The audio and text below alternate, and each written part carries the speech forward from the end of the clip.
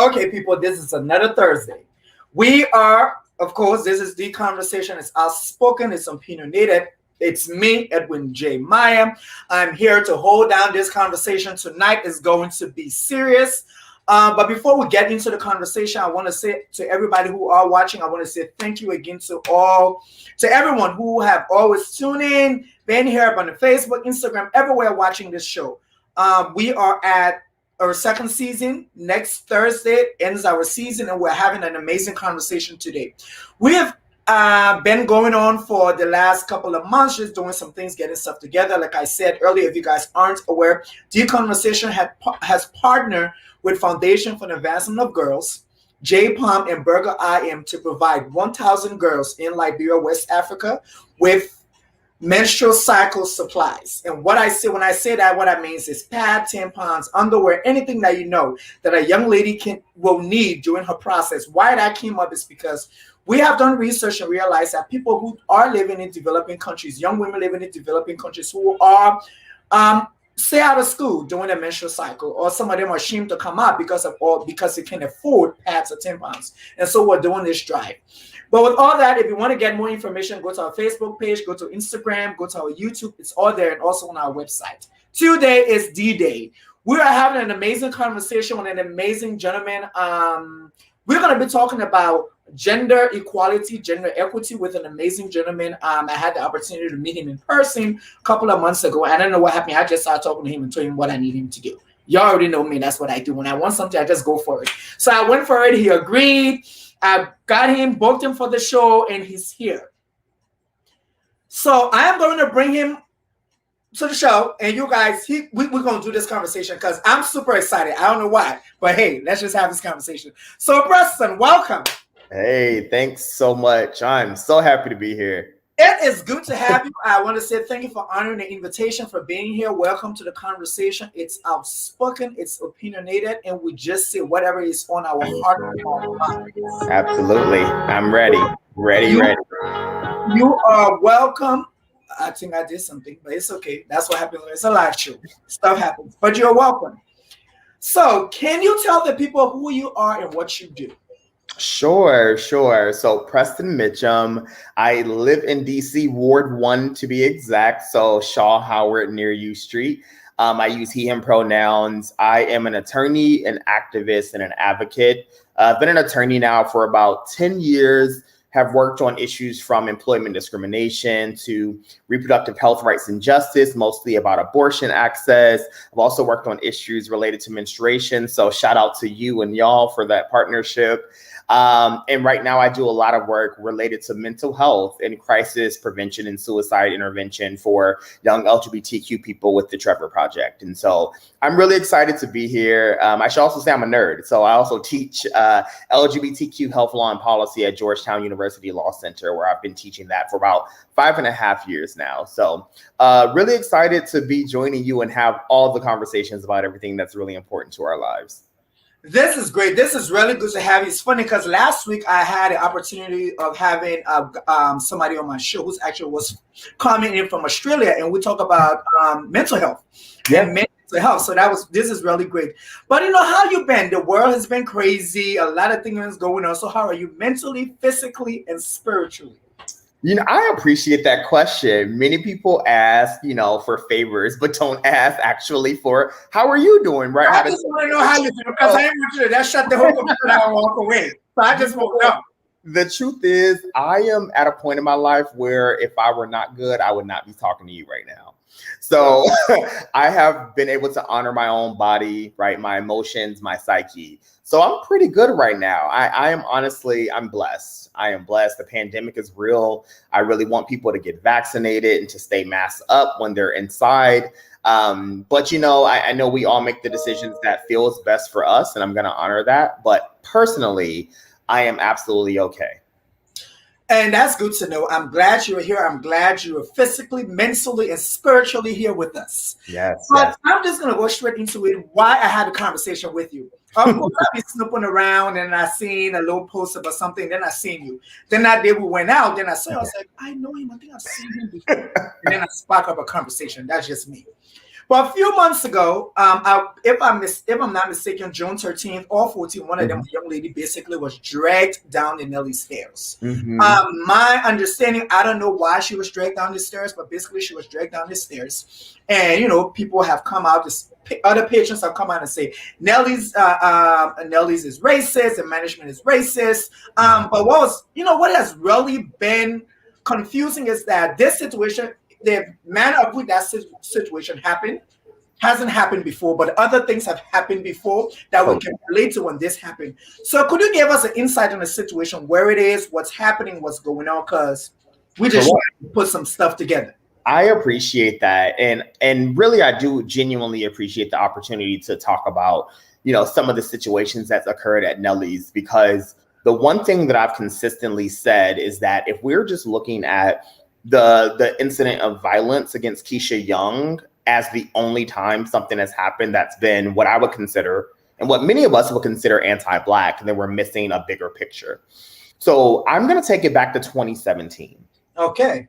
Back in 2017, and even before that, but for many people who live in DC and who have lived in DC for some period of time, I've been living here for about a decade now, we know that there are now at this point essentially no Black queer bars and restaurants. Previously, there were tons. The Delta Elite, Edge, Wet, Bachelor Mill, Apex, Aqua. There was always something to do in DC. The past several years, we started to noticing a diminishing Black queer scene. And by that, I mean the lack of ownership in being able to operate our own facilities in DC, specifically Black gay bars and Black queer bars and restaurants. And so it made options like Nelly's seem a little bit sexier because we didn't really have many places to go. So on Saturdays, we really started to do brunch. And then we used to go to somewhere else afterward. And that somewhere else was the park at 14th when the park was doing Sunday Fun Day parties, Daryl Wilson in particular. For some reason, the parties from the park went from a daytime to nighttime. And so what does that mean? That means that we are still looking for something to do after brunch. So Nelly's made the most sense to go. It was on U Street, more of a central location. And remember, the goal was to still go to the park. Yep. So it's like 10 minutes away. So it was the easiest thing to do. So I state that just to say there was nothing special about Nelly's outside of the location. As there were moments of incident that happened at Nelly's, there were a lot of fights at Nelly's, right? Between Black gay men in particular. Mm-hmm. So a lot of us were attempting to remedy, like, what is happening? Why are we fighting here? Because it was only at Nelly's that, well, I shouldn't say only, mostly though, at Nelly's where many of us were fighting that. We would go to, number 9, we would go to the park, and there would be minimal issues. But at Nelly's, there was always something that was very peculiar, right? What I've learned is through observation is that the security there were not trained to handle conflict. And by handle, I mean de-escalate conflict. Okay. And so, it will be sometimes patrons were breaking up fights, right? So people like me and friends and other people who were just bystanders who just did not want to see people fighting would break up the fights. And so you fast forward to what many of us started to observe, and it was that when Black gay men were getting in fights, then there would be like World War III in a way, right? They would call the cops, people would get kicked out. There would be like a huge issue, as opposed to what many of us would observe drunken nights on Fridays and Saturdays where white patrons would get drunk and belligerent and fight, and they would maybe get kicked out, maybe, right? But suddenly Nelly's had figured out tools in their toolbox to de-escalate. And so I found that odd, not surprising because America, but I found it odd that a majority white bar and white owned place could find the magical way to de-escalate conflict for non-Black people, but suddenly would increase the conflict, would escalate in many ways, would kick out, would call the police. And so I then called a meeting with the owner of Nelly's, and this was back in 2017. So it was around Black Pride weekend. And so I met with the owner and his then manager around all the conflict. And so, internal, like related to intra-community, because we have to admit that there were fights happening, right? Yeah. And what does that look like to actually talk about that? And what is your response to us doing that if your response is so dissimilar from white people when they're fighting in your establishment or just drunken in your establishment? And it was a terrible meeting. You know, there were many statements that were quite frankly just blatantly racist, such as Black people are fighting because of rap music being played, notions of Hennessy being the reasons for fights to happen. So then there were up charges of Hennessy, and then there were no rap music being played. So they would literally take the DJ out and then bring in mostly like pop music being played on phones. And it was very clear to us that there was a reason why this was happening. And so because the meeting was so terrible, and it honestly, I'm sure we all agree that it was a bad meeting, to the point where I went home and I was so angry that I tried to really come to a conclusion around this meeting, and to no avail. So I wrote a 3-page letter, then posted it on Facebook around everything that was happening about the meeting. To my surprise, it gets a lot of attention, and a lot of other Black LGBTQ people came forward and said, oh my God, I knew it wasn't just me. I knew it wasn't just me experiencing these things at Millie's, right? And so, then long story short, long story long, I guess in this instance, we started having more conversations related to safe bar trainings, which we offered to work with Nellie's back in 2017. Nellie's originally refused. Then they were trained one time, which obviously nothing has happened. And then fast forward 4 years later, right? Then we have this incident with Keisha Young. And I have to say this. There is this agency called ABRA, which is the Alcohol Beverage Regulation Administration, which is pretty much the agency in DC that grants the licensing, sometimes revoke the licensing related to like bar and liquor licenses, etc. There have been multiple reports filed against Nellie's on ABRA. And what that means is there's investigations that ABRA actually looks into the incidences at Nellie's. One of those such investigations is for around the Keisha Young incident, where an impartial investigator actually reviewed all the videotapes from that night. And after looking at everything, because everyone still has not seen it, even the people who have agreed with Nellie's for whatever reason, right? The only people in person effectively has been this ABRA, this individual investigator, who concluded that Nellie's was in the wrong. Okay. After reviewing all of the film and documentation from the night, right? And so I think that's something important to remember, because a lot of these people have cited, some people have decided after this magical second video came out, that Keisha was in the wrong, without even considering that still was not the beginning of the video. That was already at a moment of conflict. And so for many people to actually be able to view and understand it, you would need to see what happened leading up to that incident. And I'm not Keisha's lawyer. I'm a lawyer, but I'm not Keisha's lawyer. But excuse me, let me make sure I say that again properly. I am a lawyer. I am not Keisha's lawyer, just to make sure we're clear. And as a lawyer, the one thing that's clear is that if you see someone maybe in chance or in a way of physical bodily injury or harm, you absolutely have the legal right to defend someone else.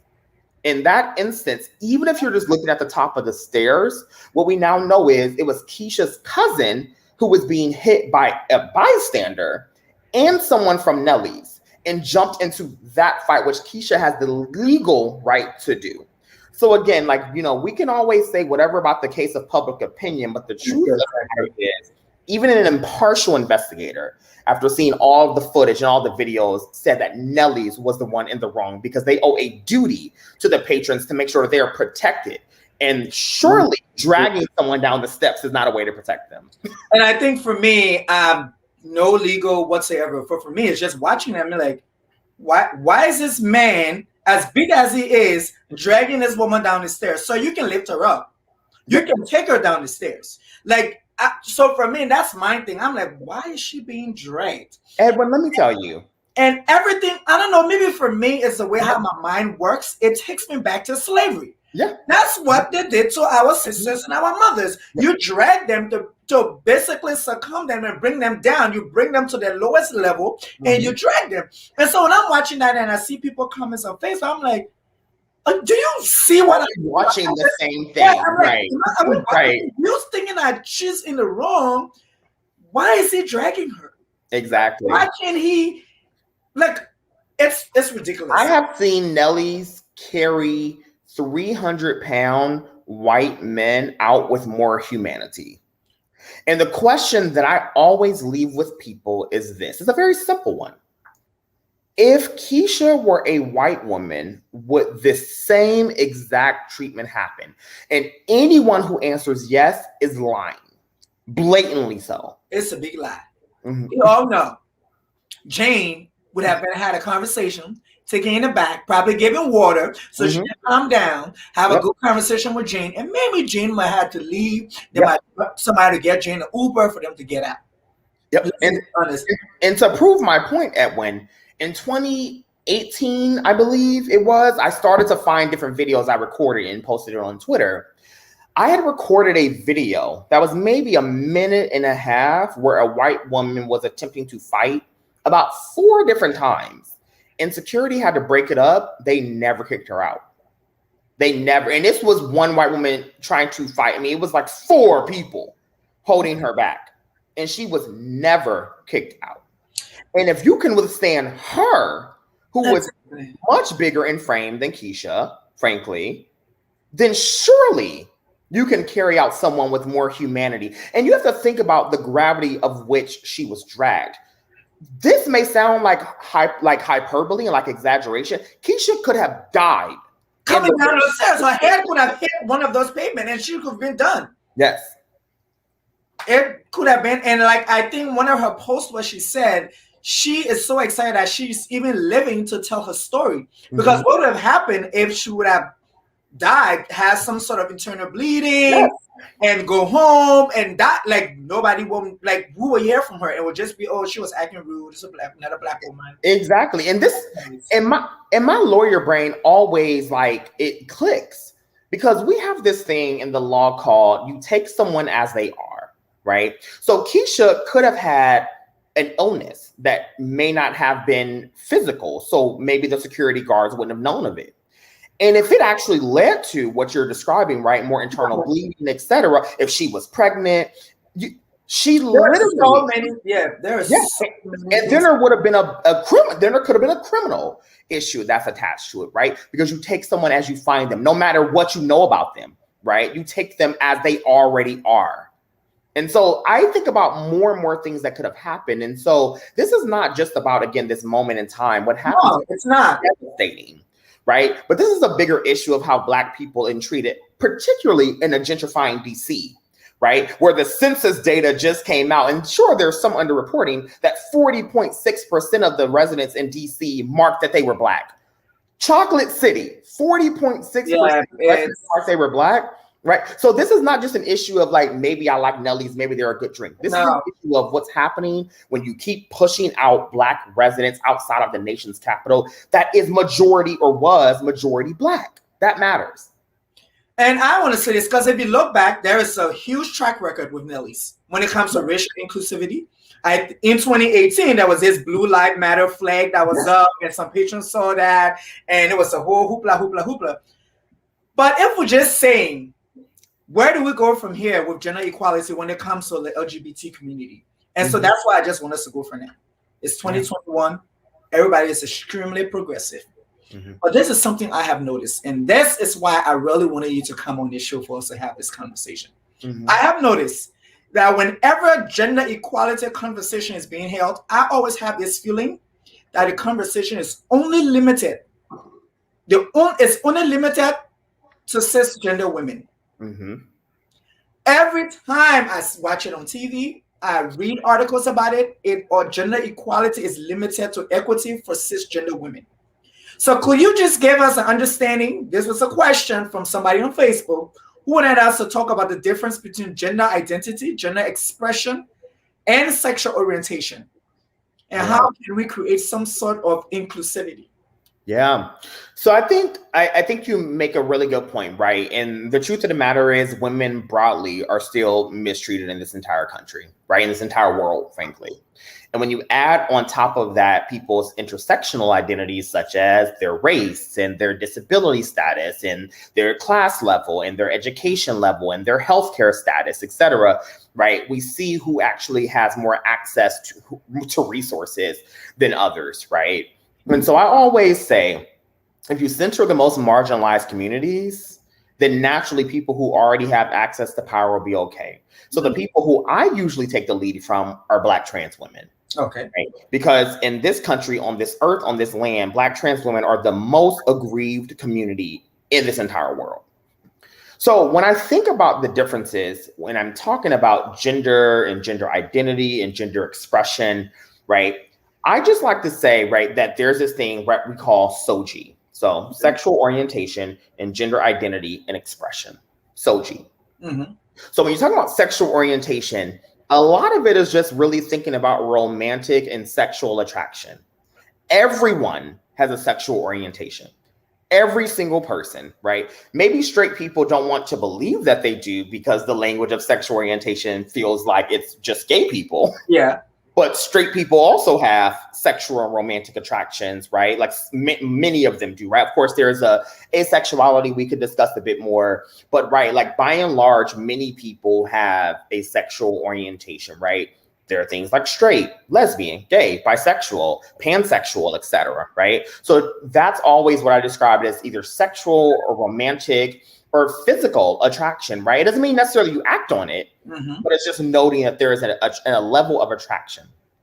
Then you have your gender and gender identity, right? So gender identity, by and large, is just who you are, right? It's just literally who you are, how you identify, how you feel internally, how you emote externally, right? So I feel I am a man. So that is my gender, right? That is who Preston is. That's how I identify as a cisgender man. And then, of course, you have your expression, right? Expression does not necessarily have to be attached to any gender, right? And so there are people who are non-binary. There are people who may, from what we've learned, may physically, quote unquote, look like what we stereotypically know as a man, but may dress in more feminine attire, right? Because that's just what they feel. So they express themselves in that more feminine and effeminate way.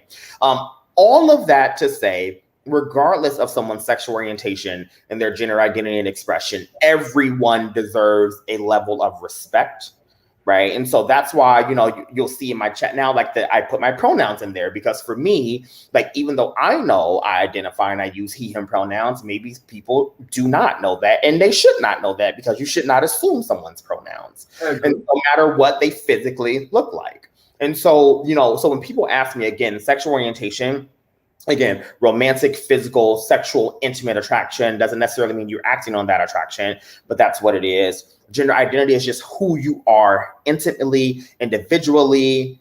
Fuck societal standards, fuck societal norms. It's just who you ultimately are and see yourself as being, and again, and are.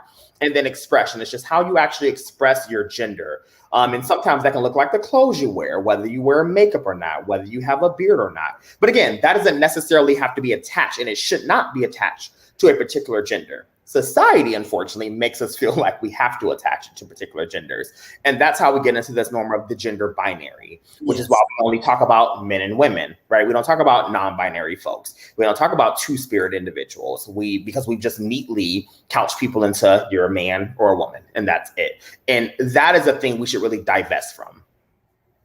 And so when we're looking at gender equity, where we say 2021, we're being progressive, and we need to everybody needs to be included when it comes to this conversation. How can we broaden this gender equity conversation? So the way I oftentimes broaden it is just by getting people to understand that gender is a farce, right? Like the idea that we even have a gender that we have genders that we have to subscribe to makes no sense. Like, it's not even productive. Like, it actually does nothing for society and for culture. Like, we've pretended that it has because that's all we know. And it's really hard to unlearn the things that we've learned is true, Yeah. right? Because you're like, how dare you tell me that I've been wrong my entire life, right?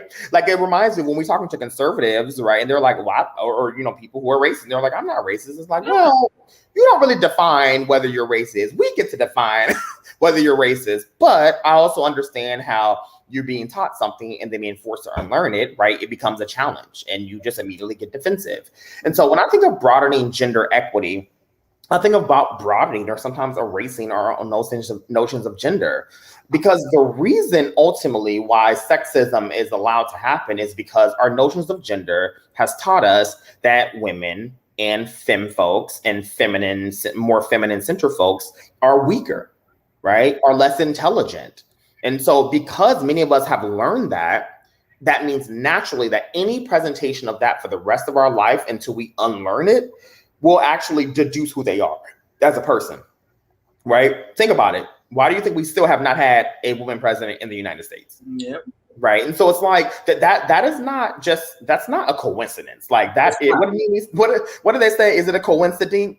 What did Ms. Nene Leakes say? No, it's not a coincidence. It is a real, right? Yeah. The reason why we absolutely have not and why we have less women leaders is because of sexism, or what we now really call, particularly around Black women, misogynoir, because it is the intersection of them experiencing racism and sexism, which is very different than just speaking about gender equity, right, as a broad term, because not all women are treated the same way. And many women are treated negatively than others because of their multiple marginalized identities. And I feel like I have to discuss this, right? So Kimberly Crenshaw is someone who many of us are now starting to really learn about, and many people still may not know who she is. So just to be, because she is more academic, so I do want to be fair and honor that. Kimberly Crenshaw coined the term what we call intersectionality. And intersectionality, she says, I just coined the term. I didn't like make up the practice of it, right? There are many Black women before me who were experiencing it and did not have this academic term to use. And it is literally like how multiple marginalized identities work together to impact individual people, right? So it is thinking about systems of oppression. So how does race impact class? How does class impact gender? How does gender impact disability? How does disability impact economics, right? All of it works together. So it's not just counting, right? It's not just saying I, Preston, am Black, I'm queer, right? No. It is I, Preston, am Black and queer, and that means that some systems will naturally impact me differently because my identities are inseparable, right? They cannot be separated. And it comes from a case from this woman named Emma DeGraffenreid, who was working at a manufacturing company and plant. And she's a Black woman. And one of the things that she noticed is when she was trying to apply for jobs in this plant, that the industrial jobs had men in them, or had Black people in them, but they were men.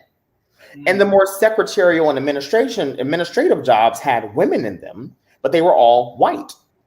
So she took this case to court saying that I'm being discriminated against as a Black woman. And you know what happened? The court rejected her claim because they said, surely you have to pick one. Yeah. You can't be discriminated against because you're a Black woman. It got to be because you're Black or a woman. And guess what? We have women here and we have Black people here. But what she was trying to say is I need to put these causes together because all the Black people are men and all the women are white. So where are the Black women?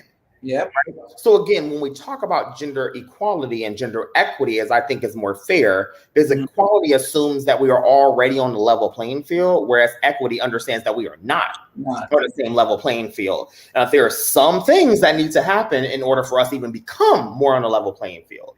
So again, when I think back to how do you broaden gender equity, I think we have to start first and foremost by listening to Black trans women. And I think we have to really recognize that what we know and have learned about gender, we have years of unlearning to do. I like that because I think it's like you're literally looking at my paper and I'm going to be a problem. But if a company or establishment non-discrimination policy states that it does not discriminate based on gender, is that all the company's establishment needs to say to be inclusive of persons of various sexual orientations? Yeah, I mean, frankly, the broader the policy, the better it is for people to be safe, frankly. So, I mean, I always tell there needs to be a comprehensive policy of communities that you cannot discriminate against because they are protected classes, right? So, and sometimes they're legally protected, sometimes they're not. But rest assured, if you look at the Civil Rights Act of 1964, you'll already know some of the protected classes. And that's frankly why the Equality Act is so important, right? Which is a bill in Congress that would amend the Civil Rights Act of 1964 to prohibit discrimination on the basis of sexual orientation and gender identity in places like housing, education, jury service, etc. Right? Because technically speaking, in many legal cases, LGBTQ people are not protected classes, right? But you still can't discriminate against us in many facets, right? So we're still working out the legalities of that. But suffice to say, companies need to have broad-based anti-discrimination policies. Why? Because diverse workforces are the best workforces that we have. So when you say, they are not supposed to be discriminated upon, but we're still saying it. It's happening every day. 100%. And it's everywhere. So what are the steps as for us, when we talk about Nelly's, we talk about all these places where we know they are discriminating, there's no inclusivity. You walk in an establishment, you can know that, so you don't belong here. Yeah. And you can see it. And so what are the steps that can be taken so that these businesses or the establishment can identify these things and can be some sort of gender equity in there? Places have to be willing to be held accountable. I think the thing I get really, I'm just going to say frustrated by are when people get angrier at the individuals trying to make places better as opposed to the companies that are having discriminatory practices. Honestly, we should be honoring the people who put their lives on the line to make places better. So what that they, and I'm going to say we, are interrupting your $5 drink, right? I personally could not even want to go to a place that has a pattern or practice of discrimination. It wouldn't even feel good to me to want to go to these places, right? Why? Because there are other places that I don't have to beg to take my money, right? There are other places that I will have to go, that I won't have to go to, or that I won't have to experience like anti-Black racism or just feel like people are looking at me sideways to go into. So I think the question ultimately is, what do people want, right? Because guess what? The weak places can't be owned and operated if no one is going there. My point. Nelly's shut down for 4 to 5 weeks and lost a lot of money. And frankly, right when they opened, some Black queer people ran right back. Right. So not that the numbers were the same, right? The numbers are still much lower than what they were, because I think it shifted a major conversation. I think people really were like, oh, wait a minute. We heard of some stuff in the past, but this was on video. Yeah. This we can't excuse. Right. And of course, I think the pandemic also has something to do with it. But my question ultimately goes to people. And it's like, what do you want? How do you want to be treated? Right? Because I'm like, for me, I've already made that as a 35-year-old person, right? I've made the choice to only go to places that will treat me like a human and I don't have to beg for it. Right. And so for me, of course, I'm still mad at these businesses. Of course, the businesses must be held accountable. That's what we're doing with Nelly's. We're working on a community listening session for people who feel like they've been basically aggrieved by Nelly's or experienced racism in the past by Nelly's. They should come out. We're working on it. I'll make sure you have the information to send to your viewers. Yeah. And I think the question, again, ultimately is, what do people want from these places? And I have an appeal and a plea. We don't have to go to these places. Can you say that again?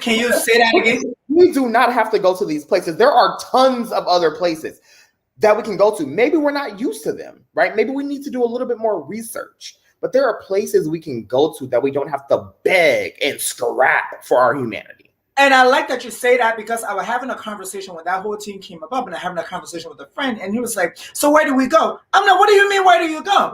Why should I stake my money Buy me an outfit, because basically that's what you do. You get dressed up, you do what you gotta do. If you're driving, gotta look for parking. Then I gotta go into an establishment when I know they don't want me there, but I'm still gonna be there. No, that's a lot of effort. So I don't have to go to. There are so many other places that you can go to because you can create an atmosphere. You can create an atmosphere. You don't need to go in a specific space. You can go anywhere and have a good time and enjoy yourself. We did it.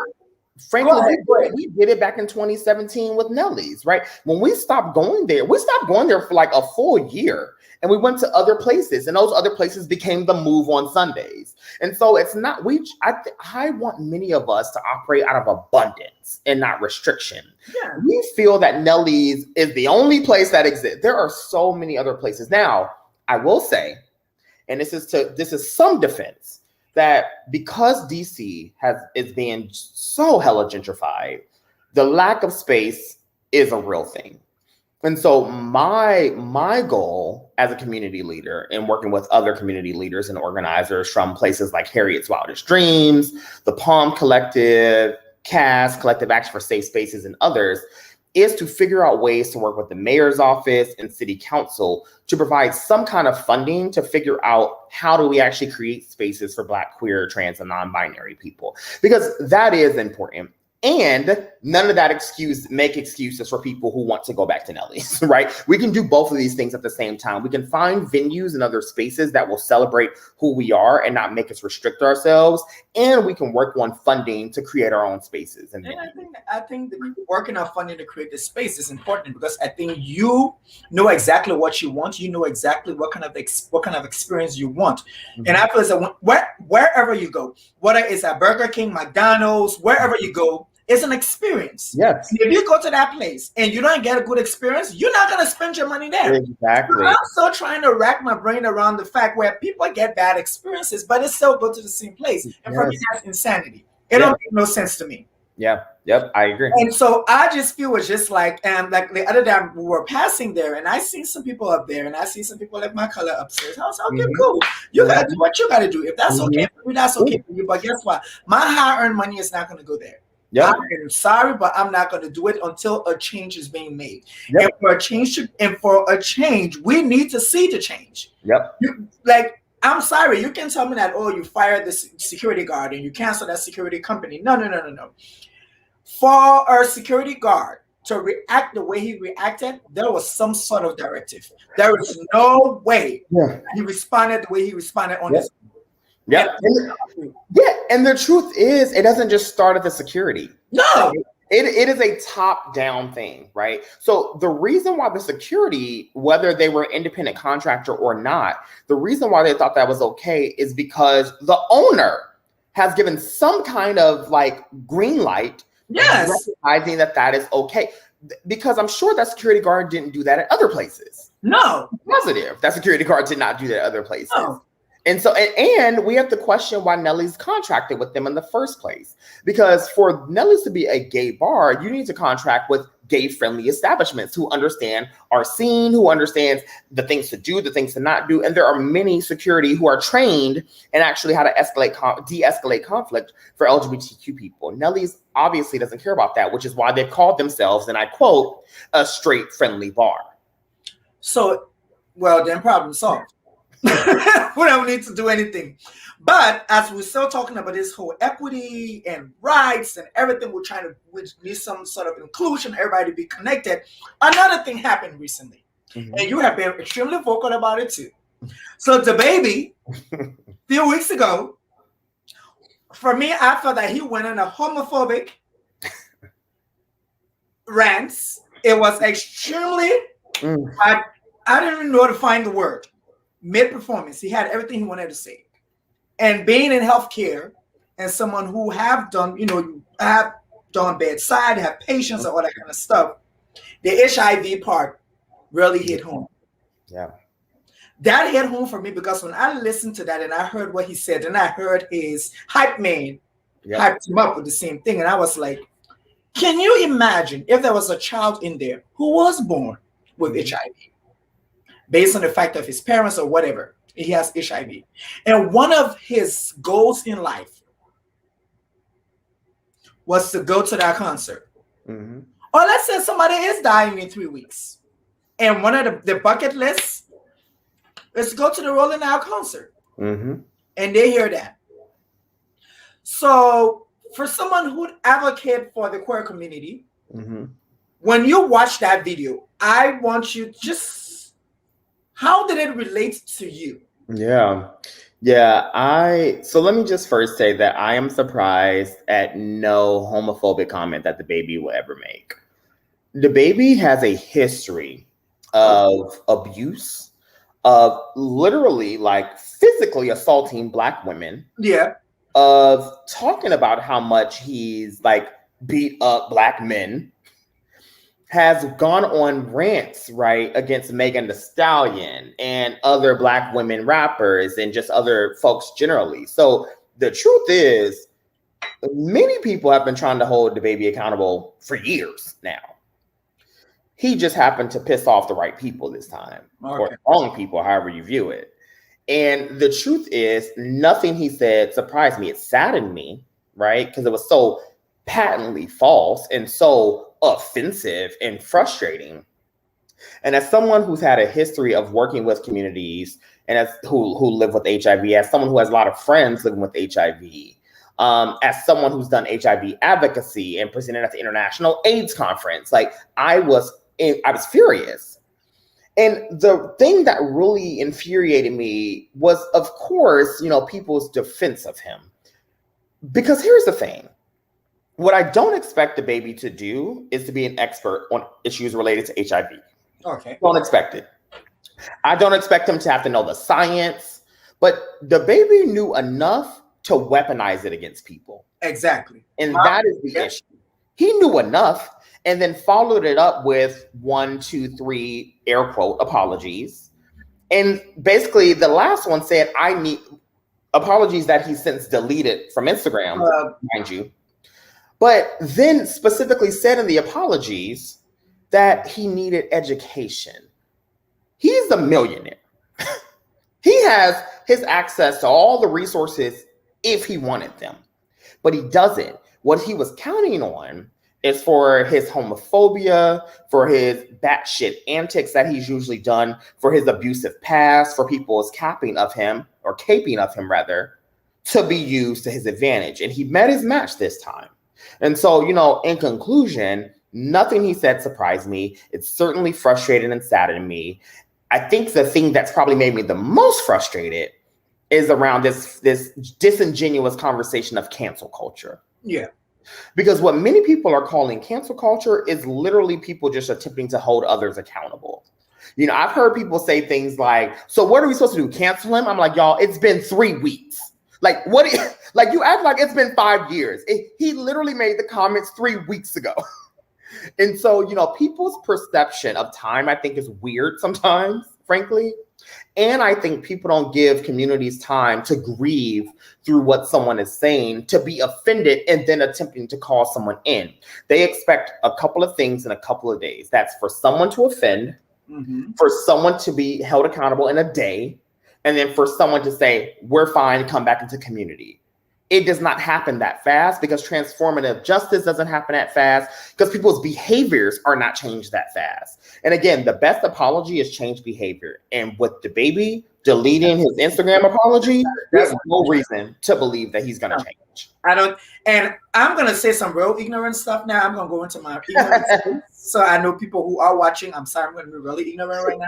But this is where, so when I'm watching it, right? So I'm the kind of person I watch something over and over again because I feel that I missed certain things. Yeah. And I felt as an entertainer, millionaire, someone who have been on a platform for years, he has done whatever I believe he has toured, he have done everything.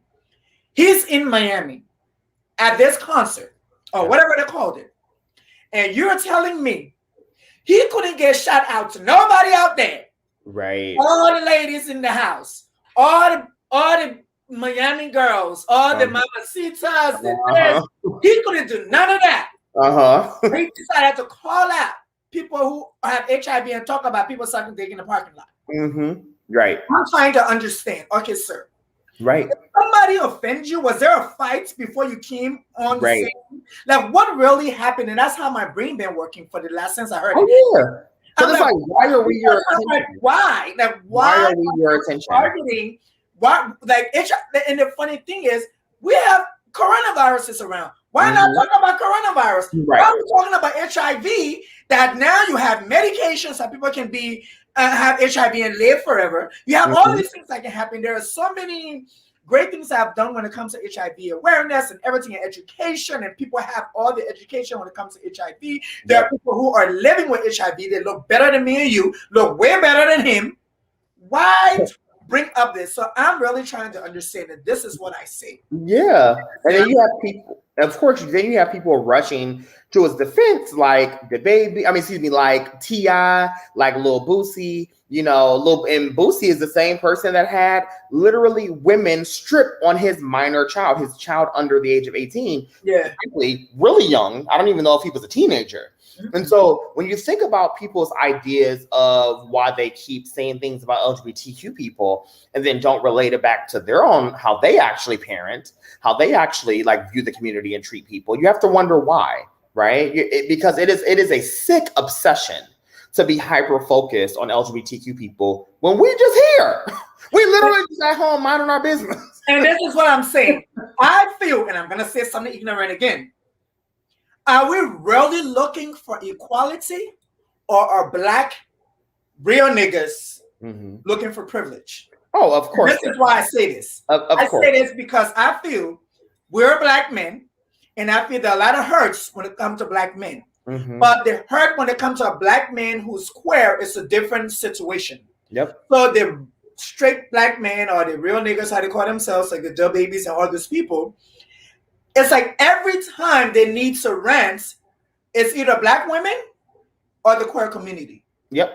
So my thing is, are you guys you really trying to be a white man? And so the only way you feel that you can measure up to a white man is to bring people down. And so I wrote an article about this back in, I believe it was 2019, when Surviving R. Kelly came on. Because, the one thing that was clear to me on social media, at least, is many Black men who I'm assuming, I believe rightfully so, cisgender, heterosexual Black men, were saying, why are we not talking about this white man who raped and this white man who sexually assaulted? And it's like, do you hear yourself? Because you're not saying that R. Kelly didn't do any of this. You're saying that he should get away with it because these white men are. Yeah. They should all experience some kind of, their survivors should all experience justice. So it's like the way that you actually don't care about the survivors at all, you just care about this Black man being set free because these white men are. I know you don't care about survivors, and you certainly don't care about Black women and Black people generally. And so, yes, in my experience, many people who are part of marginalized communities are not looking for liberation, and they're not looking for freedom and equality or equity. They're looking for the power to oppress. Right. Because as long as you have power over someone, you feel really strong. And Toni Morrison said something about this when she was living. She said, if the only way you can feel tall is by standing on someone or when someone is on their knees, then you have a serious problem.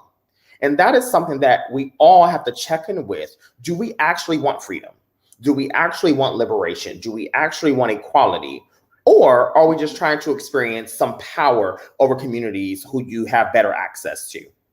And you couldn't have said it any better, because that's just been in my head. I'm just like, I don't think there is this form of, and I'm going to put this in, and I know some people are going to hit me for this, but we scream Black Lives Matter. And that's why I wore the shirt today. Black Lives Matter. And I feel it's like, there's a whole devaluing of gay men or transgender women. They're like at the bottom. They get they get everything. But when something happens to a Black man, we all should stand up, though. We all should stand up because we're saying Black Lives Matter. But what happened to these lives? Yeah. If we're talking about gender equity, we're talking about inclusiveness, everybody being included in this liberation, in this freedom, or it's just, and that's why I said earlier, I feel it's like the real black men, you know, they consider themselves to be, are literally fighting this fight. This oppression or this freedom is really not for them to be free, but it's for them to be as equal as a white man. And so the only way they feel that they can get there is by putting other communities down. Exactly. Their sisters and their mothers. Age old tale. Age old tale, unfortunately. And now that we're at the end of our time, I ask you, how has this life, this advocacy that you've done, guarded your life as an individual? You said guarded? Yeah, how has it guarded you? How does it guide you, guarded you? Yeah, I feel that's interesting because I feel so being an advocate, I have learned, so I'm incredibly privileged, right? Like I have, you know, I will say that, you know, I come from the hood and much of my family still lives there. And I'm still the person who will send back money to my family. And, you know, because I recognize how privileged I am in many ways, right? I'm going to say relatively healthy. I am, you know, happy. I have a great partner. I have a good job. I have 3 degrees, you know, and I live in one of the wealthiest cities in the entire world. I mean, country, frankly. Maybe world too. DC is expensive. So I don't take for granted the level of privilege I have. And that is why you see me fighting for people so much every day, because I remember not having any of this shit, right? Frankly, it could all go away tomorrow, right? I know what it's like to keep fighting and fighting and fighting and feel like you have nothing to show for, right? And in many ways, those are the people who I empathize with the most, because many of them are still me and they're still my family. And so that is what advocacy means for me. And it means I don't take shit because of that, right? Because I've seen how I grew up and how my family grew up and are, because I've seen how many of us were taken advantage of, right? Because, you know, my experience as a sexual assault survivor, right, helps me speak up for people who have been experiencing rape or sexual assault, right? Advocacy means the world to me. And so I can never imagine shutting up, honestly. I don't even know how. Right? It doesn't feel good. It doesn't feel right. And I think as a Black gay person and as a Black queer person who didn't know that I could be out loud, right? And I felt my voice was stifled for so long. I refuse to stifle my voice ever again, no matter who it annoys, no matter how irritating, no matter how much you want to say that damn Preston, right? Because in the end, I deeply believe when I meet my ancestors that people will know, well done.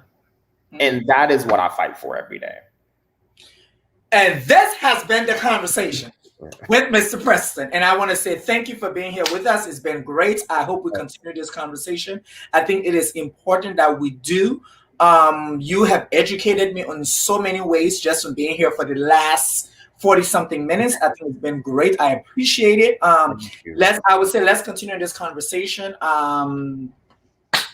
We can have this conversation all the time. I think this is great. And there's so many things that I want to do when it comes to this conversation. If you haven't noticed, I am from Liberia, West Africa. This conversation, we don't talk about it. And so I'm just trying to have these conversations because I think it's important. And I really appreciate you for coming. And I hope to see you soon. Thank you so much. And if I could just make one plug, because I love doing these talks, and I even love when people follow up with questions. And so, you know, if you would like to reach out to me, for any listeners out there, you can follow me and message me on Twitter or on Instagram. On Instagram, it is at Preston.Mitchum. On Twitter, it is at Preston Mitchum. Please feel free to follow along and send me any questions that you may have. And for those who are watching, as you can see at the bottom, is at Preston.Mitchum, and also his website is PrestonMitchum.com. You can go there, and I think it directs them also to your social media page. It does. I'm a stalker. I've been stalking you. But thank you. I appreciate it. You have a great evening, and hope to see you soon. Yes, you do the same. Thank you so much. Oh, I appreciate it. Okay, people, I told you guys this was going to be great. The conversation was amazing. Of course, there's always something to talk about, but we have to go. Time is of the essence. I appreciate you guys for always watching, for always supporting. Again, I am asking you, September 11, Iron Burger, Catonsburg, menstrual supplies. Bring it out there between 12:30 to 7. We will be there. If you have not, we're asking you to subscribe to our YouTube channel, The Conversation Outspoken and Opinionated. Go to our Facebook, The Conversation Outspoken and Opinionated. We are on Spotify, so you guys can go ahead and download this thing and listen to this thing. But I'll see you next week, Thursday. It's going to be great. So buckle up. The conversation is going to be on the road. We are going to Monrovia, Liberia in December. It's going to be great. I can't wait. We're excited. If you are out there and you are not taking COVID serious, it's important. I want you, if you are contemplating getting vaccinated, try and get it. If you don't, be safe, wear your mask, use your hand sanitizer. And this was The Conversation. Of course, it's always opinionated and outspoken. This is what we do up in here. So you guys have an amazing, amazing week.